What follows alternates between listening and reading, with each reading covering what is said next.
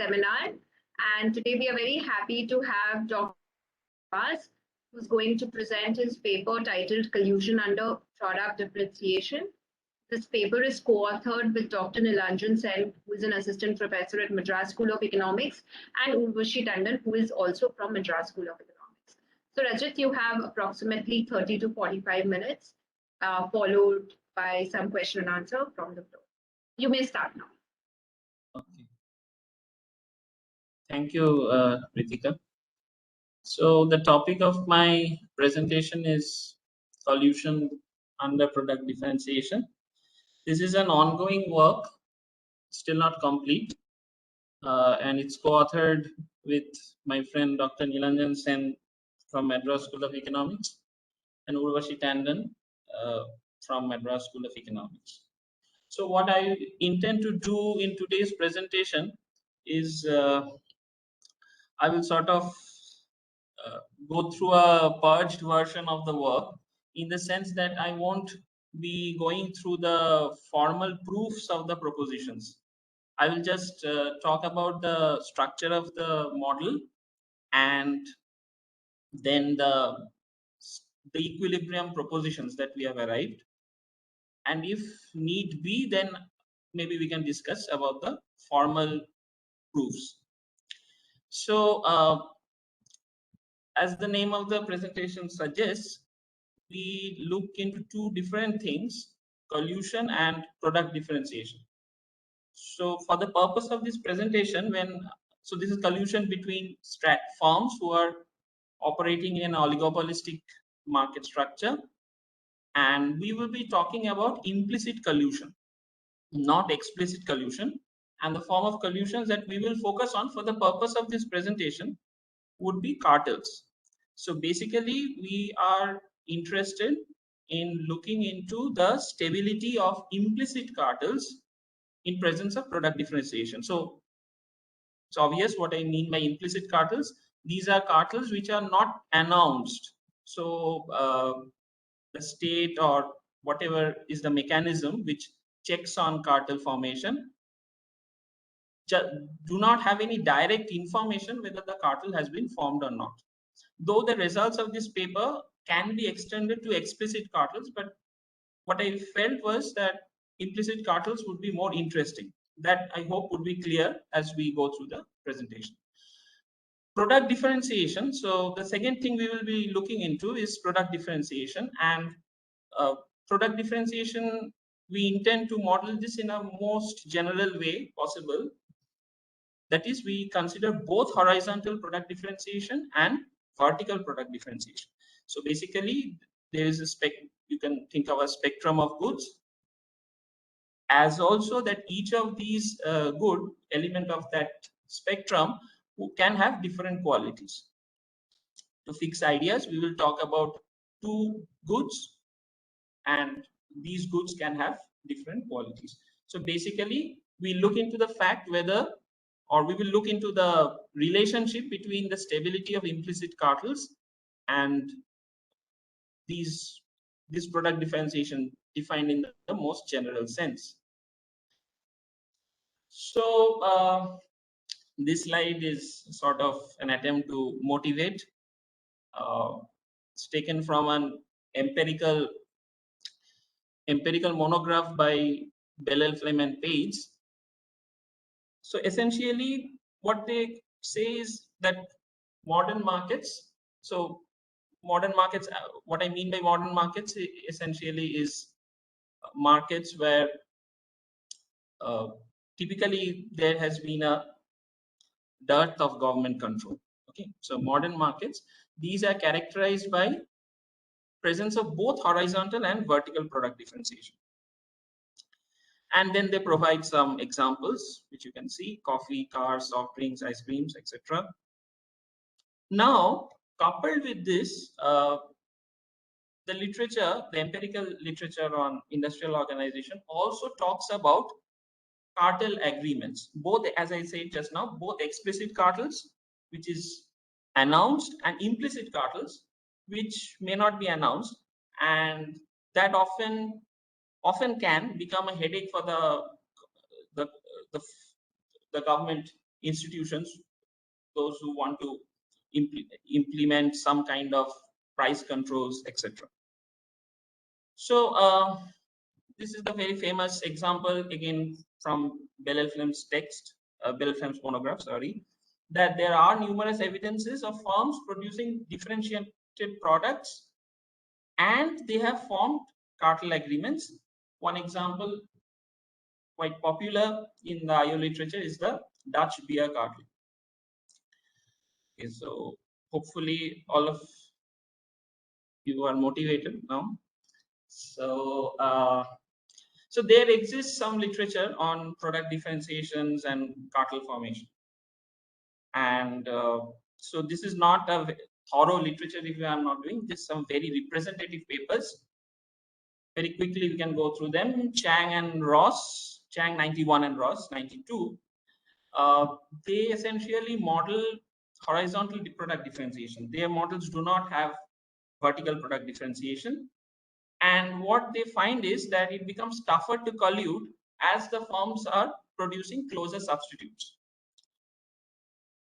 And then they go for the welfare implications and all these things that we will discuss later. But the intuition is not hard to understand. If firms are producing close substitutes, then of the incentive to cheat would be higher, because this undercutting, the price undercutting and producing a output which is more than the agreed upon, implicitly or explicitly agreed upon output for the cartel, the incentive would be higher because firms are producing very close substitutes. Then we have some contributions in for vertical product differentiation, Hackner 94, Andalus 2010, Boas and Marini 2019. So Hackner essentially argues that more similar products are sort of opposite to what Chang and Ross shows. Collusion is easier to maintain, and that product differentiation is vertical differentiation. So again, that this is also intuitive. If goods are vertically differentiated, the profit spectrum can be distributed over a larger range of qualities. Okay, so the firms need not undercut each other. They can produce, they can just switch to produce different qualities of their respective products. Andalus 2010 is an interesting paper. Briefly, they compare Purna and Bartra structures, and they conclude that it's ambiguous. Of course, that's not their only conclusion. They find out parameterization for which price collusion would be more sustainable. But then that's dependent on a certain parameterization of the level of differentiation. So given a certain level of differentiation, Bartra collusion in Bartra kind of markets would be more sustainable. Okay. And then we have Boss and Marini 2019, which they argue that firms with the lowest competitive price cost margin has the strongest incentive to deviate. Boss and Marini, it's a little bit different. They more than the stability of the cartel, what they try to model is the incentive to deviate. And they say that firm with the lowest competitive price cost margin will have the strongest incentive to deviate. So our point of departure is this very seminal paper by Simonides, 1999. So Simonides, to the best of our knowledge, is the first paper who works on a similar theme, quite similar theme to this model which we are presenting. So what Simonides asked the same question, stability of cartels, but they model both horizontal and vertical product differentiation. Actually, Simonides tries to address this lacuna in the theoretical literature, because IO empiricists were already they started to argue that horizontal and vertical product differentiations are not two watertight kinds of markets. And if one has to have a reasonable theory of collusion, one needs to model them together. So, Simonides, they show that collusion becomes more difficult if quality difference is high. This is their main proposition. So I'm sort of just giving a snapshot view of the major contributions here. So what Simonides argue is, in very brief and with some relaxation of the rigor, is this, that if the quality difference is high, then so basically the industry profit, the joint profit. So when we are forming a cartel, essentially the cartel, two things would happen. The cartel would maximize the joint profit, and then they would try to come up with a agreement about the profit sharing. That's more or less true for most cartels. Now what they show is that this joint profit itself is falling in the quality difference. So if the quality difference is high, the joint profit would be lesser, the maximum value of the joint profit. So the maximized value of the joint profit, you can term it as a joint profit function, would be decreasing in the quality difference. So then obviously, as your pie becomes, the total pie becomes smaller, the incentive to form cartels also reduces. Now, this model is built upon Simonides' model. There are some issues with this work, Simonides' contribution. First of all, there the unit cost of production quality. So as I said, Simonides models both vertical and horizontal product differentiation. So this quality has no impact on cost, which seems to be a type of assumption which we can relax. We'll show that how we do that.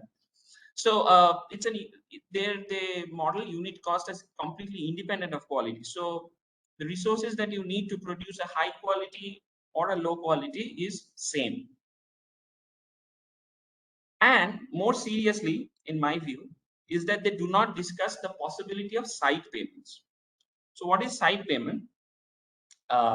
This is again a technical term which is used in industrial organization. Basic idea is quite simple, that when the joint profit has been maximized, and this is more pertinent for implicit cartels, then the profits needs to be shared. The joint profit needs to be shared. Now, firms would then,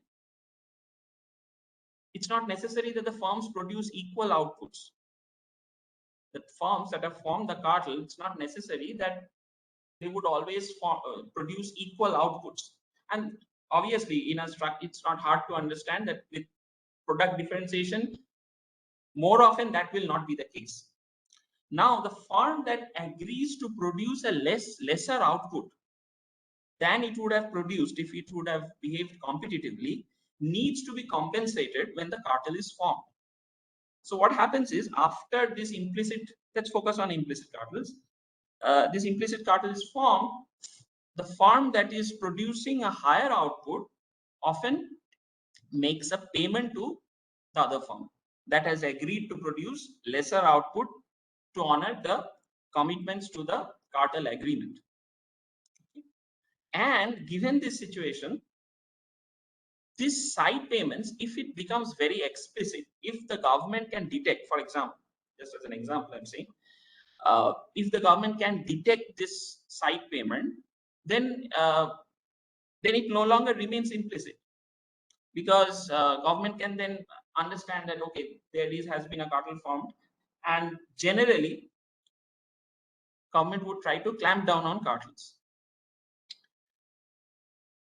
So this side payments is something which is done in secret and it's difficult to measure. There has been empirical work on this, again by Bates and by Simonides, also by Simonides. So anyway, but Simonides in his model does not discuss the possibility of side payments and assumes this unit costing. So what we now want to do is something like this. So this is the basic structure of the game that we will focus on for the purpose of this presentation. So we study the cartel stability. So our objective is to study the stability of the cartel. So when I'm saying I want to study the cartel stability, basically I want to model the probability that the cartel would be stable and also what are the welfare implications of this relatively stable cartel. And welfare would be measured as a sum of consumer and producers.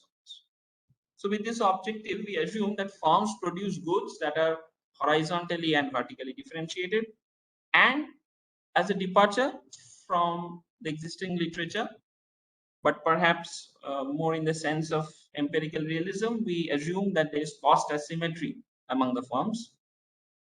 And so the game is a repeated game.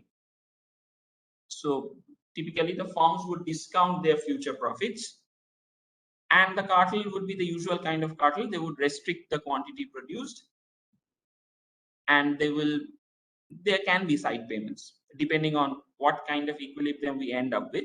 So basically the strategy space would be defined as making decisions for restricting the quantity produced and the side payments in the repeated game.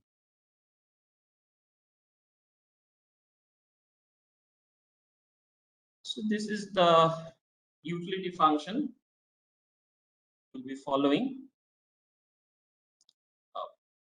We assume that there are only two goods, Q1 and Q2. And these Q1 and Q2, they can have different qualities.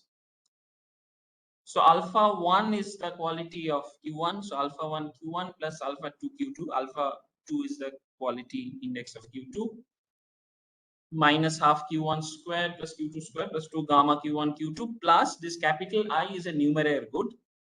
We have to introduce this for just to rule out income effects. So this is a standard way to model horizontal and product differentiation simultaneously. It has been used in Hackner. In one of our previous papers, we have used this. So this parameter gamma, as you can see, half Q1 square plus Q2 square plus 2 gamma Q1 Q2 is the measure of substitutability between the products horizontally. So it's basically the inverse measure of horizontal product differentiation. Why that? I will just come to that in a minute. And alpha I, that captures the quality of the product. That is obvious from the utility function. So your marginal utilities of Qi is would be basically alpha I, given by alpha I. And so just to make a point, we are not saying that this model needs horizontal and vertical product differentiation for its results, but we sort of claim this to be at least an attempt to generalize the previous literature. So if alpha 1 is not equal to alpha 2, then there also exists vertical product differentiation. Okay. So this is how the game proceeds. Firm 1 and 2 produce Q1 and Q2, and they engage in a repeated quantity competition. And we assume time to have an infinite horizon. Future profits are discounted by delta. So that's the weight the firms would impose on future profits. And the game is, as a standard repeated game, is solved at period 1 itself. Cost functions is assumed to be Ci Qi, and C1 is greater than C2 without any loss of generality, and alpha 1 greater than alpha 2. So basically what we are saying is firm 1 produces the higher quality product with a higher marginal cost. So you need to have more resources to produce the better quality. Now then we define theta, which is alpha 2 minus C2 by alpha 1 minus C1, and that is obviously it would be greater than 0 and less than 1. So less than 1 is our assumption. So basically we are saying that firm 1 is efficient in the net sense, right? So alpha 1 minus C1, C1 is the cost, alpha 1 is the quality. So alpha 1 minus C1, that would always be greater than alpha 2 minus C2. So basically we are saying that firm 1 is efficient. It produces the better quality and it's the efficient. So we term theta to be the inverse measure of quality difference, And we should keep in mind that theta itself is the it's a function of alpha 1, alpha 2, C1 and C2. And then from the utility function which we showed in the previous slide, we can derive the inverse demand functions. Pi will be alpha I minus Qi minus gamma Qj. So this demand function would inverse demand function would help us to understand why we say that gamma is the inverse measure of horizontal product differentiation. Just if you make a thought experiment, just assume Pi equal to P bar, some P bar, and if I want to draw the isoprice line, then we have minus dqi minus gamma dqj. So basically gamma times of change in qj would ensure for small changes in qi that price would remain same, right? That's right. So gamma essentially would be an inverse measure of the differentiation, because so basically dqi dqj would be equal to gamma minus gamma. So what we will do is basically we would talk about the stability and all other issues in terms of theta and gamma. These would be our variables, and we will exogenous variables, and this we would try to postulate our results in terms of theta and gamma. So which essentially means horizontal product differentiation and quality and marginal loss. So this is just a formal way of representing the repeated game. The firms can either, so what kind of equilibrium you can expect can be obviously of two kinds. Firms would either tacitly collude and jointly produce, or they do not collude and produce the non-cooperative Nash equilibrium output. So if they are producing the cartel output, then the objective function is to maximize the joint profit, and we will see how that would be related to the non-cooperative Nash equilibrium. So these are some notations we defined for the sake of exposition. Pi I n would be the Coulomb Nash profit. That's the competitive profits or the non-cooperative profits. Pi I c would represent the collusive profit the firms make after joint profit maximization. And Pi id is firm I's profits if it deviates from the collusive agreement, while the other firm does not. So there, for any cartel, there would always be a tendency for the firms to deviate.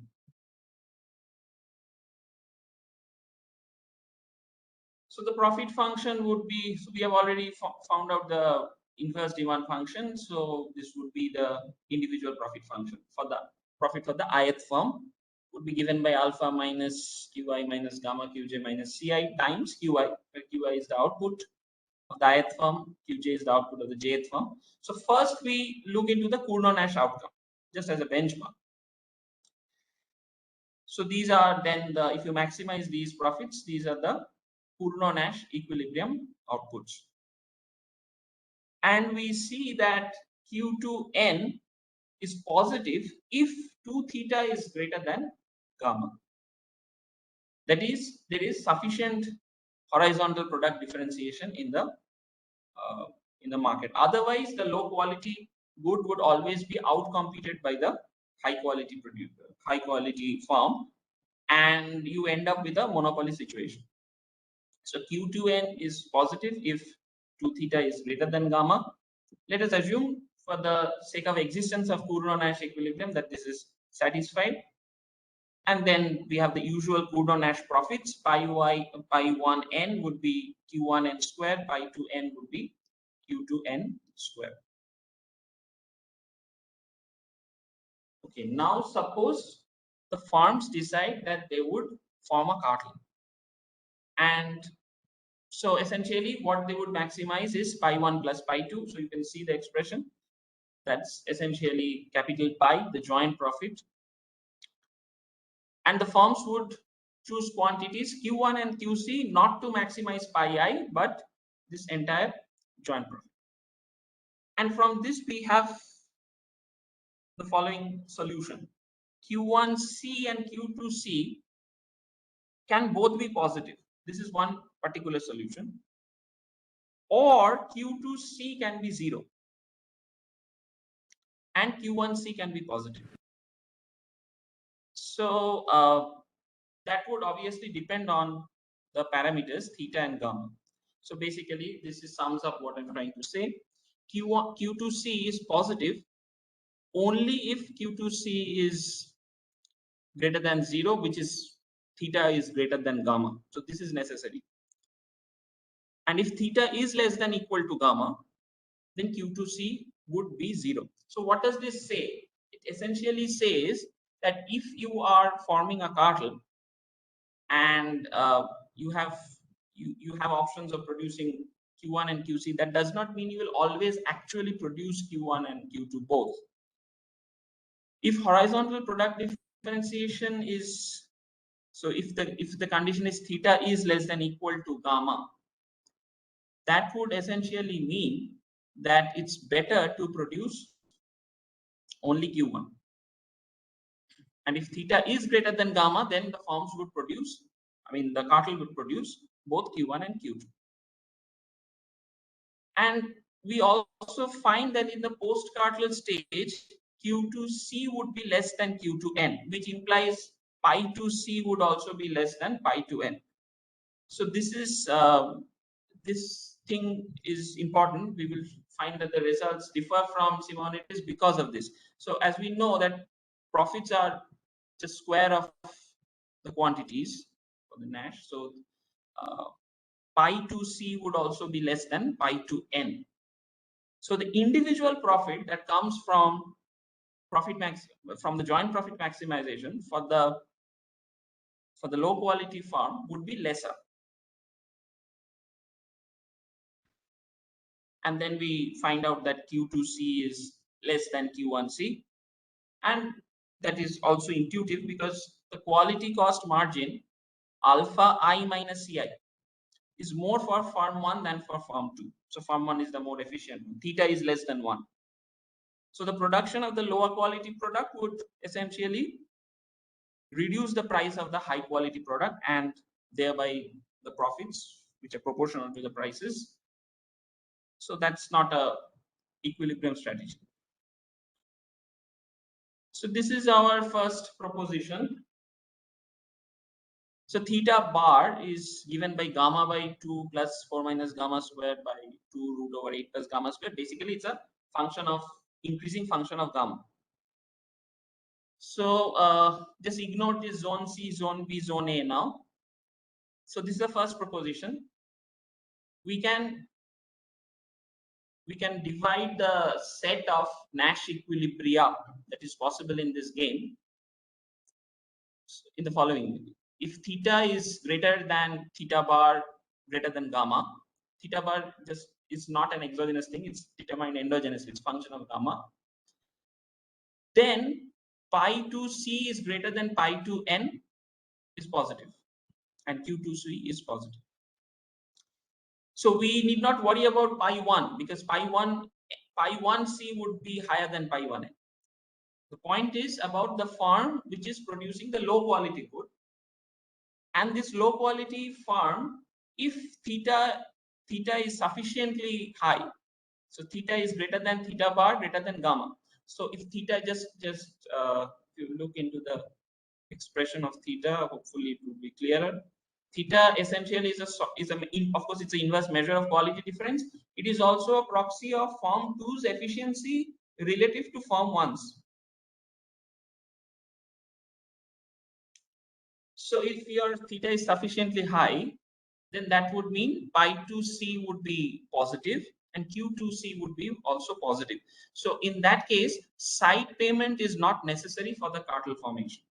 So what I mean is, since the low quality producing firm 2 is also very much in operation, when the cartel has been formed, side payments are not necessary. I'm not saying the side payments will not be paid, but it is not necessary for the cartel formation, because firm 2 earns a positive profit. So when we talk about profit sharing, it would at least have a claim to pi to C, if not more. So the capital pi, the joint profit that has been maximized, that is pi 1C plus pi 2C. Now the firm 2 in this case will have at least pi 2C, and it can have more if you have side payments, but side payment is not a necessary condition for the formation of the cartel. If theta bar is, so theta is not that high. So if theta bar is greater than theta greater than gamma, then we have this following case. Then pi 2C is less than pi 2n and Q2C is positive. So side payment then becomes required for the cartel formation, because the firm 2 would have a demand, would be assured of pi 2C if the cartel is formed. And we see that this pi 2C is less than pi 2n. So then in that case, side payment would be required for the cartel formation. And then if gamma greater than equal to theta, in that case, theta bar doesn't have any role to play. Then we see that this is the case which I was referring to. Pi to C would be equal to 0, and that would be less than pi to n, and Q to C is equal to 0. So therefore, side payment would be required for the cartel formation. So basically, this for Roman 2 and Roman 3, you need side payments for the existence of the cartel. For 1, you do not need side payments for the cartel formation, though you can have side payments. I mean, that would depend on the stability thing. So to understand this better, we will demarcate 1, 2, and 3 as zone C, zone B, and zone A respectively. So this is basically summing up what I said. So zone C essentially is the region where side payment is not necessary for cartel formation, but Q2C is positive. This is when theta is quite high, it's quite close to 1. And then in the region B, side payment is required, because here also Q2C is positive, but if you want to maximize your total profit under the cartel, then pi to C will have to be lesser than pi to n. So basically, you would be, I mean, the firm 2, this inefficient firm, would be producing a lesser output. So side payment would be required.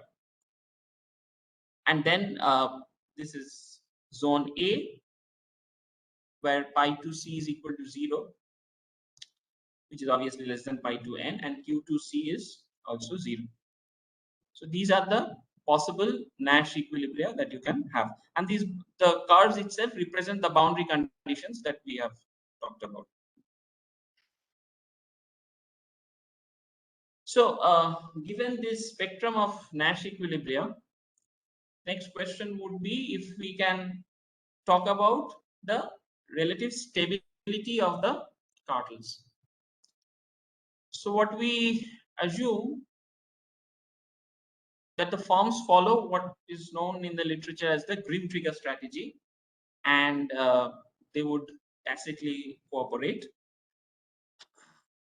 So the Grimm trigger strategy is basically a punishment mechanism. If the firms have agreed to honor a cartel and then they deviate from that agreement, then the following punishment mechanism would be used. So generally so this is pretty standard in the literature. I'm just running through this. You have a cooperation phase and you have a punishment phase.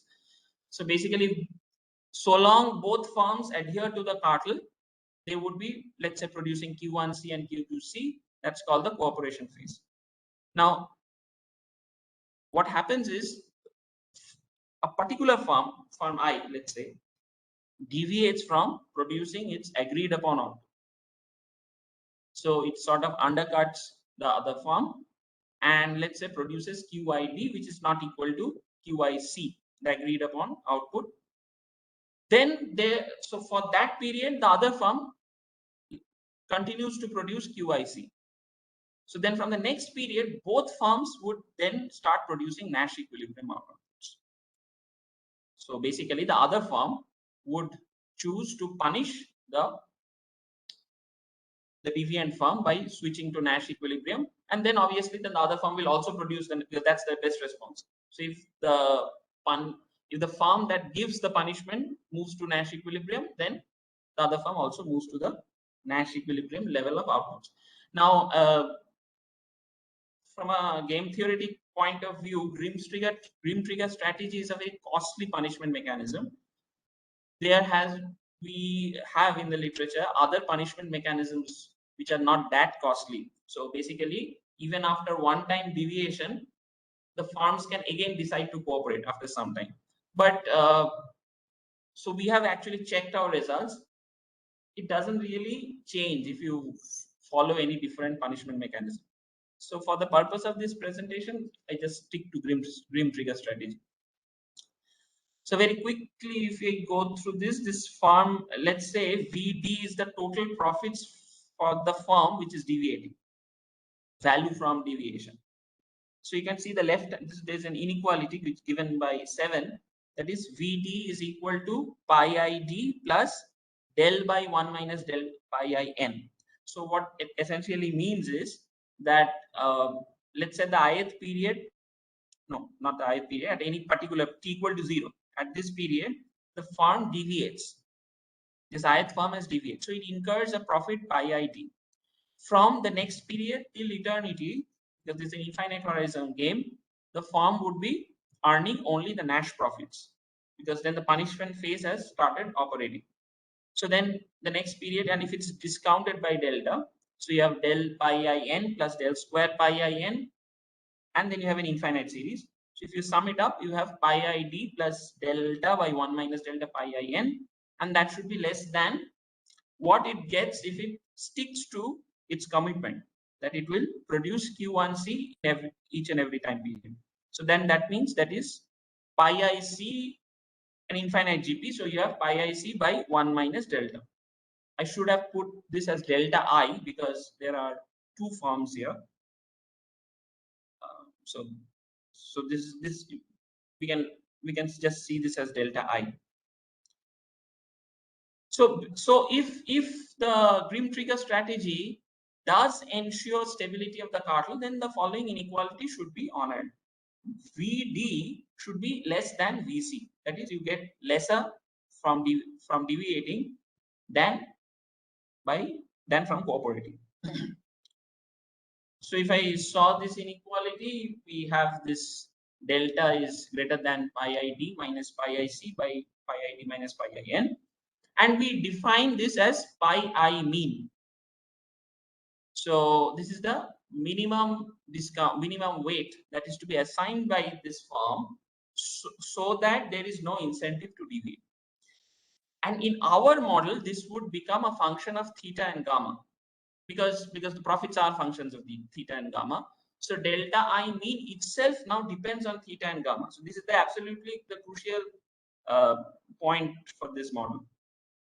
All our results hinge on this. So and so what do we understand? If delta I mean increases, that means the probability that you will end up with a stable cartel would be lesser because the minimum weight itself would be higher. And so the cartel would be stable if del would be greater than max del 1 mean comma delta 2 mean. So if you end up with a discount factor which is greater than the discount factor of the maximum of the discount factors of the two firms, then the cartel would be stable. So given this background, we can check for cartel stability without side payments and with side payments. So we focus first on zone C. So zone C was basically this zone. So basically where Q2C is positive and theta greater than theta bar greater than gamma is on it. So what do we understand by, so without side payments, so we,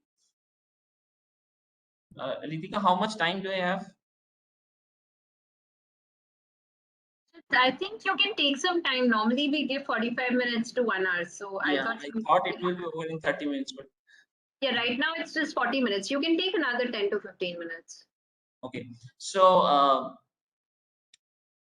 so the deviation by firm I, which essentially is translated, it's basically producing higher output than the agreed upon output. That's the only thing that can happen here because there are no side payments. So that's basically the deviation. So what we find here is that for this set of equilibria, Nash equilibria, firm 2 has a higher incentive to deviate. And if we compute, we find that delta 2 mean is greater than delta 1 mean. So given this formulation, the second point, we see that for stability, delta has to be greater than delta 2 mean. So firm 2 has higher incentive to deviate. And so the cartel, in the absence of side payments, will be stable only if the discount factor is greater than delta 2 mean, and theta would be defined in theta bar comma 1, this open interval theta bar 1. That's because of that uh, that boundary conditions which we have found out. Theta has to be between theta bar to gamma.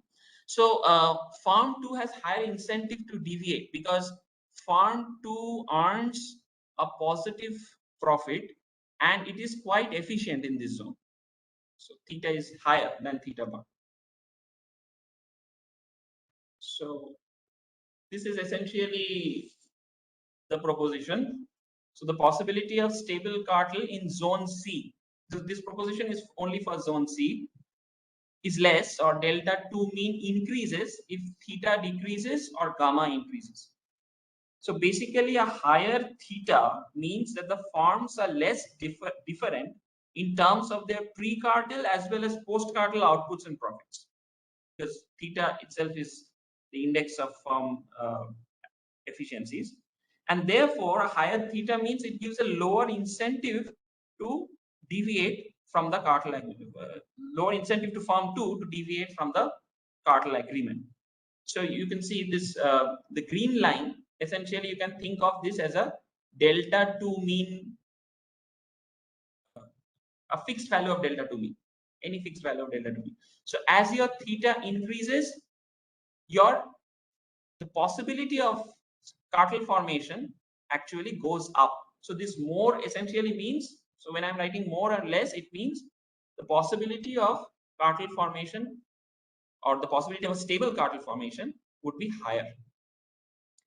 So the idea basically is the higher theta means firms are less different in terms of their cartel. So basically what happens if when the cartel is formed and the joint profit is maximized, given that Q2C is positive, both firms will more or less share the market or more or less share the profits. They will be more or less equal. So that would mean as your theta increases towards 1, your delta 2 mean would decrease. Delta 2 mean decreasing means your cartel is becoming more stable. And as your theta falls, your delta 2 mean would increase. On the other hand, if your gamma increases, then it implies for any given theta, horizontal product differentiation is very low. And it is more profitable for firm to deviate as it gets a lower output share under the cartel agreement. So that's what has been summed up. So we can move to the next slide. So this is for the other two zones. Let us focus on cartel stability with side payments. So we compare zone C or we work on zone C and B. So first of all, we need to have some mechanism. How is the side payment itself determined? So this was for no side payment. Now, if you have side payments and you look at zone C and zone B, so zone B, you have to have side payments. Zone C, you can have the cartel without side payments also. But as I said, that side payments can still be given depending on the exact nature of the Nash equilibrium. So this side payment T would be determined, let's say, by Nash bargaining. So equation 9 represents the Nash bargaining. Pi 1 C dash, pi 2 C dash is the Nash bargaining returns. Pi 1 n, pi 2 n, we take the Nash the non-cooperative Nash profits itself to be the outside option. So you maximize, I mean, the cartel maximizes this in terms of T.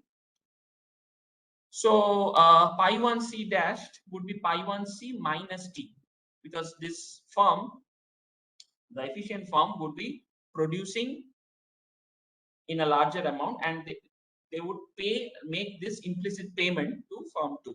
And pi 2 C dash would be pi 2 C plus T. Pi 1 C and pi 2 C are defined as before, without side payments. These are the profits. And we say that the side payment is paid at the end of every period after the profits are realized, but being an infinite horizon repeated game, this game itself is solved at the first period itself. So given this, the situation becomes a little bit more complex. Deviation by firm 1 can be of two forms. It can be a production of higher output. That's the standard thing. Or they may so you just see that side payments can be paid at end of every period. So another possible way of deviation from the agreed upon cartel behavior is that the firm 1 can simply disagree to make the side payment. So it does not pay the side payment to firm 2. Deviation by firm 2 is the standard thing. They will produce a higher output than Q2C and try to capture the market, undercut the efficient firm, but will lose T. So then the cartel would be stable again if delta is greater than del I mean, as we have showed in the previous slide. And we find that firm 1 has higher incentive to deviate. That is expected, because the firm 1 can deviate in two possible ways. It can produce a higher output and undercut the inefficient firm, or it can choose not to pay the side payment to firm 2. So we compute and we calculate delta 1 mean and delta 2 mean, and we find that it goes with the intuition. Delta 1 mean is greater than delta 2 mean in this spectrum of Nash equilibrium. So the cartel is stable if delta is greater than del 1 mean, and del 1 mean again is a function of theta and gamma. Theta again defined for the permissible range for gamma to 1. So then we have this figure, which is essentially, so I have clubbed zone C and zone B together here, because we are talking about the possibility of a stable cartel formation with side payments. So the idea here is that the side payment is decreasing in theta. So as theta is higher, that means firm 2 is relatively more efficient, and so if the firm 2 is relatively more efficient, anyway post cartel it is going to get more out. It is going to produce more. So then obviously the incentive for firm 1 to pay this T would be lesser to ensure that firm 2 would stick to the agreement. So as you see, as your theta increases, firm 1 needs to pay lesser T. So that means the possibility that the cartel would be high, the possibility of a stable cartel would be higher. So your delta 1 mean would be falling as theta falls, which means the cartel would be stable. Again, more or less essentially means the possibility of a stable cartel would be higher as theta increases, and as theta falls, possibility of a stable cartel would be lesser. So basically, T being decreasing in theta, for higher theta, firm 1 has to pay a lower side payment to firm 2 under the cartel agreement. That's the basic thing. Or you can look at this in a reverse way, or from a different way. If you keep theta fixed and choose a higher gamma, so again this red line represents a particular value, any particular value of delta 1 mean, then the side payment T would be increasing in gamma. So firm 1 would have a higher incentive to deviate if gamma increases. Now we have this zone, which is zone A. Zone A was basically this zone, where pi 2C is 0, less than pi 2n, and Q2C was 0. And like zone B, side payment is required. So, so we focus on zone A now. So side payment is again determined by Nash bargaining. Same formulation, pi 1 c dash minus pi 1 n into pi 2 c dash minus pi 2. So one technical point. It really doesn't matter if you put the weights on these Nash bargaining terms. Qualitatively, there is no change of results. So long you assume that farm 1 has more bargaining power than farm 2. So again, deviation by farm 1 would be not to pay the side payment to farm 2 and produce a higher output. I have not written it, should be there. Not pay the side payment to farm 2, similar to the previous slide, and produce a higher output. Deviation by farm 2 again would be just producing a higher output. It will not receive T in that case. So no wonder farm 1 would have higher incentive to deviate. And we do find that in our equilibrium, delta 1 mean is greater than delta 2 mean, which is in fact 0 here because farm 2 is not producing anything. So the cartel would be stable. The binding factor becomes delta 1 mean. So delta would be greater than del 1 mean, which is again a function of theta and gamma. And this is again defined for the zone A. So gamma is greater than theta. Now, what is interesting here is that the equilibrium is completely opposite to what we found. As your so let's look at the proposition. The possibility of stable cartel falls or delta 1 mean increases if theta increases, and delta 1 mean increases if gamma falls. So as theta increases, delta 1 mean increases. So that means as theta increases, the possibility of a stable cartel goes down. This may seem a bit counterintuitive, and at least to the best of our knowledge, we are not seeing this in the literature. So what we show or what we can argue here is why we have this is essentially because of the fact that this is a set of Nash equilibria where post cartel formation, farm 2 is producing 0. I mean, that's the demand of optimality, assuming the farm 2 has not deviated. So what happens is when this theta is increasing, that means farm 2 is not producing anything. But pre-formation of the cartel, farm 2 was producing more because it is relatively efficient. Now this cartel in this zone is stable only if this agreement is honored that Q2C is equal to 0. That means farm 2 has to forego higher the theta. Farm 2 has to forego a larger output and a larger profit. That means higher theta, farm 2 is going to demand a higher T. So we see that as your theta increases, farm 2 will be demanding more T. So T, the side payment demanded would be increasing, and that is a disincentive for farm 1. Farm 1 has to share a larger profit to farm 2. Because otherwise farm 2 will just move out and start producing because it's pretty efficient here. It will not stick to this agreement that Q2C is equal to 0. So T is basically increasing in theta, and for higher theta, farm 1 has to pay a higher side payment to farm 2 with this cartel agreement. Similarly for gamma, T is decreasing in gamma, so for higher gamma, farm 1 has to pay a lower side payment to farm 2. So we have this proposition, possibility of stable cartel falls or delta 1 mean increases if theta increases or gamma falls. So this is just a comparison. This is what I was saying. I've just juxtaposed the two situations with side payments. So you can see that the direction just gets reversed. And so this is one of the major arguments, or at least from a technical point of view, this brings forth the fact that if you allow for product differentiation and side payments, you do end up with Q2 equal to 0 as a viable set of Nash equilibria or a viable cooperative cartel. And it will depend whether you are, so this line, this blue line, essentially is theta equal to gamma. Blue line in the first figure and green line in the second figure is theta equal to gamma. So depending on your relative horizontal product differentiation and relative cost advantage, whether increasing in theta makes cartel stable or less stable, that would vary. The answer to that will vary.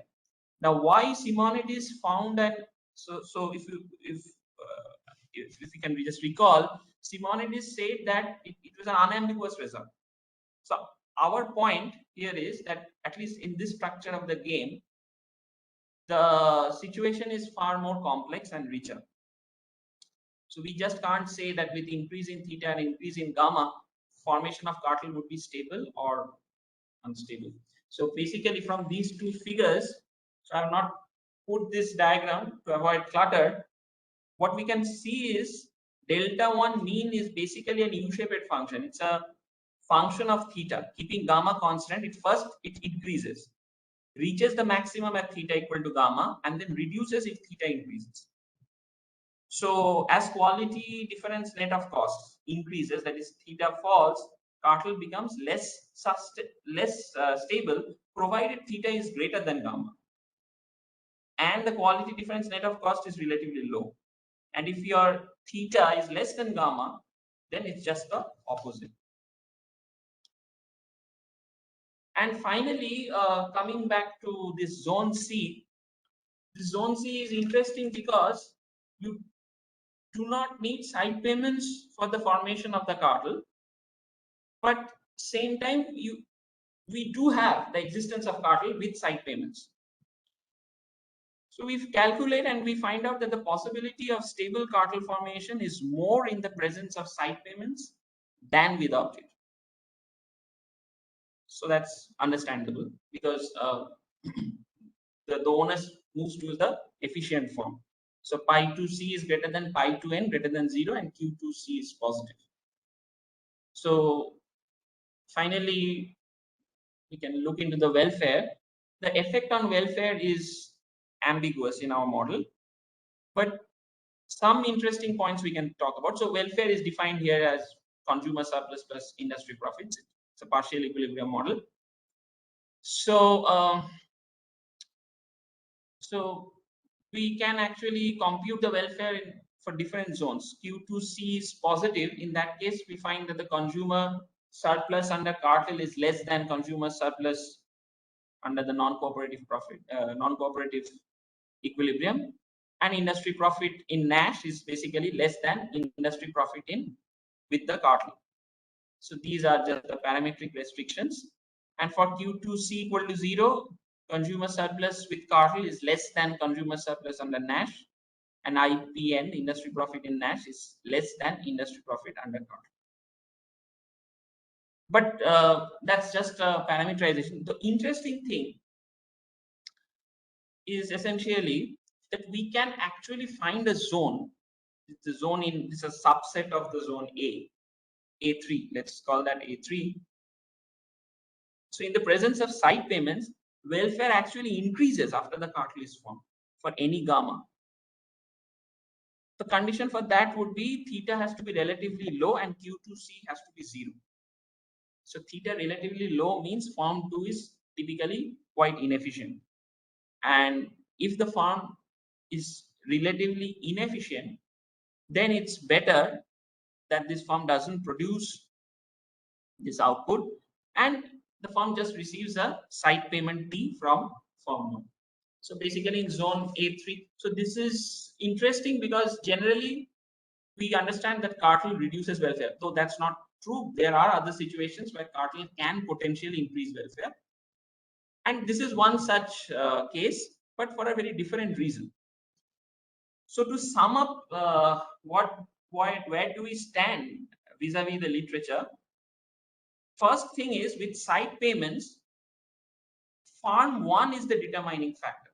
So farm 1, that is the high quality producing farm, that determines the stability of the cartel. Whereas if there are no side payments, it is the low quality farm that determines the stability of the cartel. We have seen this. And this is important because if indeed cartels do reduce welfare after it is formed, and let's say the competition policy of the state is to control or curb cartels, then it is very necessary to detect whether there is side payments or there is no side payments. So again, this is different from what we find in Simonides and Andalus and the literature that I cited at the beginning. So the determining the constraint can be delta 1 mean or delta 2 mean. More importantly, perhaps, just because a firm is not producing any output, it does not mean that there are no cartels. So at least from a purely theoretical point of view, this is the most interesting result, at least I feel personally. Why? Because what we find in the literature is that there's this concept of entry deterrence. That firms do not allow new entrants by various mechanisms. Typically, they would produce at a level of output which is not the profit maximizing output, and etc. So just because we see that apparently a firm is not entering and it's not producing, it's not entering, which implies it's not producing, it is not plausible to say that this is a case of entry deterrence. It can also be a case of cartel formation. Now, how do we understand that? That is quite a difficult thing to see, because if there are side payments, so there can be two situations. There can be side payments, there can be no side payments. If there are side payments, then the challenge is to detect it. And if there are no side payments, then practically it becomes impossible to detect. And then we find that cartels can be conditionally welfare increasing, which is this last slide. And finally, that's a technical result, which we show that delta 1 mean, that discounting factor of the efficient firm, relatively efficient firm, that's not a monotonic function of gamma and theta. So we say that as we delta 1 mean reaches the maxima at theta equal to gamma, first it increases as you increase theta, keeping gamma constant, and then it falls. So it's a U-shaped, inverted U-shaped curve kind of thing. Okay, so that's all. Thank you. Thank you, Rajit. Especially, I think the last point that you mentioned about entry deterrence and how a zero output might not always be seen as entry deterrence model is particularly interesting. However, what we'll do is we'll open the questions to floor. So if anybody has any questions, please unmute yourself and you may ask the question.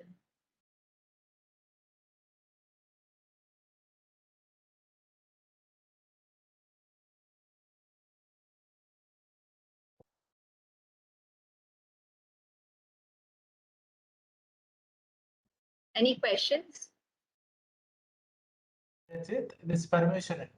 Yeah. In your result, that is cartel is stable if the delta is greater than the delta minimum. But what is that delta? Delta is the discount factor? Yeah, it's the weight that the firm is assigning to future profits. Yeah, okay. But I have seen that kind of results in another paper, this Osmani's collusive theory of unemployment in rural market. So what is its intuitive interpretation? There also the collusion is stable when the discount factor is greater than this kind of difference difference between the base rate in with collusion and without collusion. How do we intuitively understand this thing? Right. So this is a sort of quite standard technique in collusions and cooperative behavior. See, the idea here is, so if I'll just use this model to explain, but it extends to other cooperative behavior also. Same pattern. Yeah. So typically, let's say firm 1 and firm 2 has formed a cartel, and let's say for a certain period of time, they are producing this agreed upon output, which is lesser than, to fix ideas, let's say they're producing lesser than what they would have produced if they would have competed, not cooperated. Now, there is a punishment mechanism in this model. if any firm decides to deviate, then one shot at the period, let's say at period T+1, I decide that I will deviate. So given that the other firm is not deviating, other firm is producing a lesser output. So this period I will have a huge gain because the other firm is sticking to the agreed upon output and I am producing more, I am capturing the market. But what would be the problem? The problem will be from period T+2, T+3, and till infinity, I am going to get a punishment. That is, both of us would be producing the Nash profits. Both of us will get the Nash profits, which is lesser than the cooperative profits. So now what is delta? Delta is the weight that I'm assigning to future profits. If this weight that I am assigning to future profits is sufficiently high, then I will understand that just because I am deviating today, I am going to get a lesser stream of return from tomorrow. Okay. So that means higher delta would mean my cartel would become stable. That's it. That's Okay. Thank you.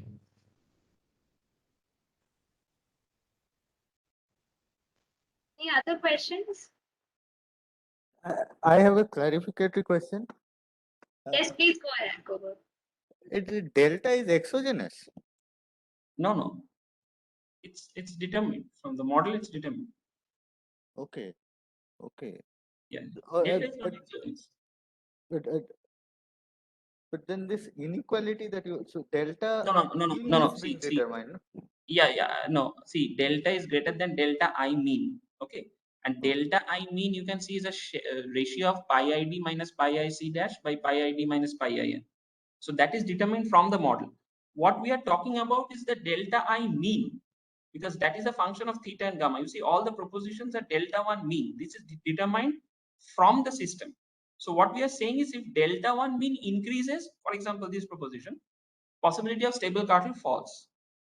Okay. So the firms have their subjective discount factor if they are greater or less than some threshold which is being determined. Right. So so what we are interested in is the threshold discount factor. That's all. The other thing, this question is coming from like my complete ignorance of the literature, but this determination of side payment cannot. So why can't you determine it along with your joint profit maximization instead of doing it separately? Because you know there is an efficient firm and an inefficient firm, so you know the direction of the side payment. If I'm not wrong, the efficient firm will give the side payment to the inefficient firm. So that can be accommodated in the joint profit maximization. Yeah, but we are basically determining this T from the Nash bargaining. If you see the net profits that you are going to get is pi 1 C dash and pi 2 C dash. So when the firms are computing their profits, they are taking into fact that there has, for example, firm 1 would take into fact that T has been paid, and firm 2 will take into fact that it will get T. So it is being taken into account. The point is this T, how will this T itself be determined? That would be determined by the Nash bargaining between firm 1 and firm 2. That's all I'm saying. So if you make T variable in the joint profit maximization, it will change things. Sorry, I couldn't hear. So when you are maximizing pi 1 plus pi 2, right? So pi 1 plus pi 2 is made a function of T as well, along with Q1 and Q2. Can that be done? Yeah. That T being determined from the Nash bargaining will, the joint profit becomes the function of that T. Okay. Yeah.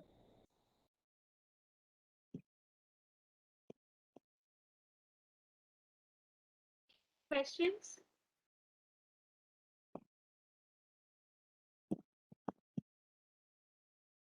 Okay, I just have a few clarificatory questions, Rajit. In the beginning of the presentation, you mentioned that, something about explicit cartels, and you said that your results will not be very different when you consider explicit cartels, right? Can you just explain that a little bit? Which part? Okay, so Yeah. So see, I mean, the point is the way I have presented this, I have not brought in the probability of getting detected or not detected. So, so you can always assign a probability of 1 to of this detection. Still, you see the results are absolutely independent of the fact what is the probability that you can or the state can, let's say the state can detect whether the side payment is being made or not being. In fact, in the paper we show this, that it's independent of the probability distribution. So if I just assume that everyone can see everything, so that is an explicit cartel. Even in that situation, these results hold. But then it is not really very interesting in that case. That was my point. Because, because then the government can just pass a law and prevent cartel. I mean, there's no point of this exercise. Okay. And one more thing is that, I mean, how sensitive are your results to the type of trigger strategy that the strategy that you use for solving your game, like the infinitely repeated game. Right now, you've used a grim trigger strategy. No, I actually mentioned this. It's independent of the mechanisms. Independent. Okay. Yeah. Okay. So typically, the grim trigger strategy is the most costly kind of punishment mechanism. Very stringent, yeah. So yeah. So I showed this for the most costlier one, but for less costly one, of course, the expressions for delta 1, mean, and theta, and all these, that will change, but the propositions qualitatively remain same. Okay. Yeah. Any other questions? Okay. Thank you so much, Rajit, for that interesting presentation.